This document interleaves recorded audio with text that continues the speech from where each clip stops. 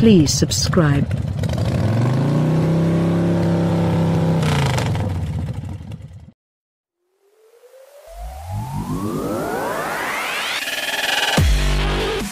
Bumblebee, we called it, this stunningly yellow example of automotive art that is known as the 2017 Toyota C HR.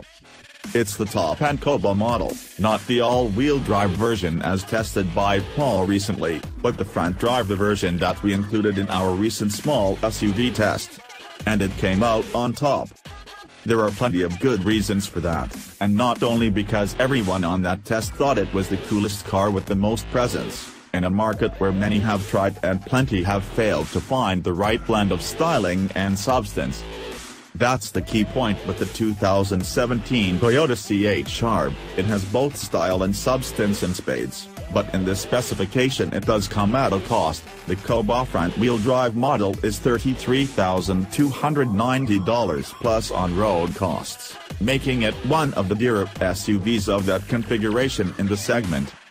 But it is well kitted out, with a rear-view camera, front and rear parking sensors, climate control, cruise control, push-button start, leather seat trim, heated front seats, automated LED headlights with daytime running lights, LED rear lights, and auto-dimming rear-view mirror and auto wipers. It rides on 18-inch wheels. Infotainment is by way of a small for the segment 6.1-inch touchscreen, which has Bluetooth phone and audio connectivity and a single USB, a bit behind the times for tech-savvy urban buyers, but it also has built-in satellite navigation, which some competitors lack. It's missing some stuff that competitors do have, though, like Apple CarPlay and Android Auto extended phone connectivity and digital radio reception. And the Bluetooth, while easy to pair and quick to reconnect, follows Toyota's silly safety focus of not allowing you to choose your saved contacts on the screen when you're driving, or dial numbers. Instead, you've got to use the voice control, which is at times tedious. The safety focus is strong, though, with its adaptive cruise control operating at all way to standstill, and it has autonomous emergency braking, blind spot monitoring, rear cross-traffic alert and lane-keeping assistance. It scored the maximum 5-star rank app crash score, and has 7 airbags, dual front side, full-length curtain, driver's knee. You need those electronic aids at times, because the vision from the driver's seat isn't terrific. When you're trying to park, you should almost just forget about glancing over your shoulder to get a gauge of your vicinity. It is called the CHR Coupe High Rider for a reason. Forward vision is good, though, and while you sit up reasonably high for that ever so desirable command position. The cabin is perhaps the most surprising thing about the CHR, and that is saying a lot, given how striking the exterior styling is. You can tell that the company allowed its designers off the leash in the cabin, with beautifully textured, almost arty finishes on show. Sure, the hard plastics on the doors aren't soft to the touch, but the quality of the finishes is brilliant, with a gorgeous diamond pattern with raised edges, not to mention soft, brown leather on the dash top, doors and center console.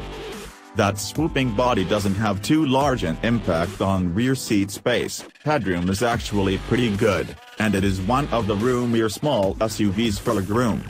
While the back seat comfort is good, on test we found it could feel a little bit closed in because of the black headlining and the way the rear doors are shaped, sharply curving up and away from the occupants. That means that kids mightn't like it very much, particularly if they're prone to travel troubles. On the topic of lilies, there are 3 top tether attachment points and 2 ice-fixed child seat anchors, but no rear air vents. And the boot is big enough for a pram or stroller. At 377 liters, it's about what you'd expect from, say, a small hatchback. There are some items missing. You don't get rear grab handles, nor is there a center armrest between the seats, and there are no rear reading lights. But it is good for loose item storage, including bottle holders and the door grabs in the rear, big door pockets up front and a smallish center console bin. The dual-zone climate control features an air purification system that, it has to be said, is better in smoggy traffic-clogged tunnels than lots of competitor vehicles. Under the bonnet is a 1.2-liter turbocharged 4-cylinder petrol engine with a slim 85 kilowatts of power, at 5,600 revolutions per minute, and 185 Newton-meters from 1,500–4,000 revolutions per minute. The numbers aren't high by turbo standards, and not even really by class standards when you look at rivals with non-turbo 4-cylinders. And it seems even more meager when you look at the Peugeot 2008, which has a 3-cylinder turbo with 81 kilowatts but 205 Newton-meters.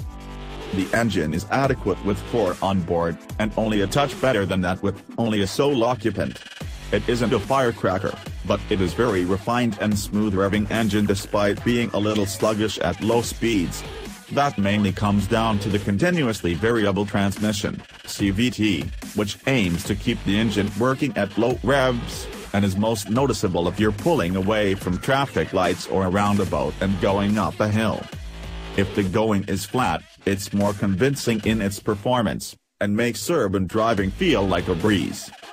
The most impressive thing about how it drives is its road manners. The suspension is extremely well sorted, with excellent ride compliance and great body control when you push it in corners. The ride quality is great over bumps and lumps. Sharp edges pose no concern for the CHR, which is all the more convincing due to the fact it's riding on 18-inch wheels with Bridgestone Potenza 225/50/18 rubber. The CHR's steering is direct and accurate, and while it is not quite as sharp as a Mazda CX-3, it is among the best in class for reactivity and composure.